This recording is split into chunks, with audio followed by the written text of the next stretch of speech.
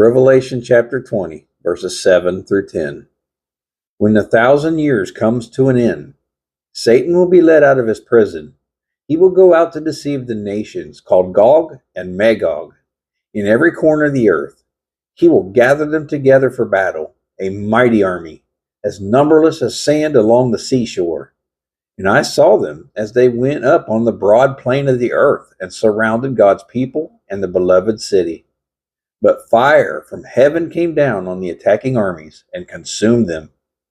Then the devil who had deceived them was thrown into the fiery lake of burning sulfur, joining the beast and the false prophet.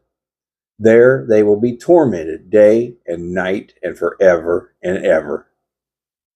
So you may be asking, Kevin, why are you talking about hell so much lately? Don't you know that's a downer? Yeah, it can be a very big downer, especially if you wind up there. Well, one reason is that I teach about hell so much is because Jesus, he talked much more about hell than he ever did about heaven. And another reason why I teach about hell so much lately is because I care about your immortal soul, just as Jesus did. So what did we learn about hell from these verses? In order to tell you that, I have to go back to chapter 19.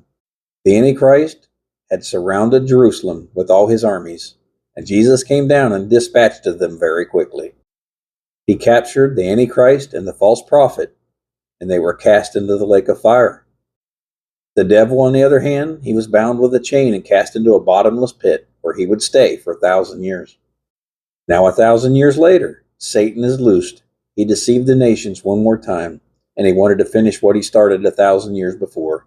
And he gathered a great army to come against Jerusalem one more time. And one more time, Jesus soundly defeated him again. Then the devil was cast into the lake of fire. And guess who was waiting for him there? Who had been there for 1,000 years already? The Antichrist and the false prophet. They were alive in the lake of fire. This is evidence that when you get cast into the lake of fire, you're not just consumed and then it's over. And according to this, the devil, the Antichrist, and the false prophet, they would be there forever and ever and tormented day and night. Jesus told everybody about hell because he didn't want anybody going there. He died on the cross and gave his own life just so you do not have to go there. God created the lake of fire as a place of punishment for those who reject him, but he provided a way so that you do not have to.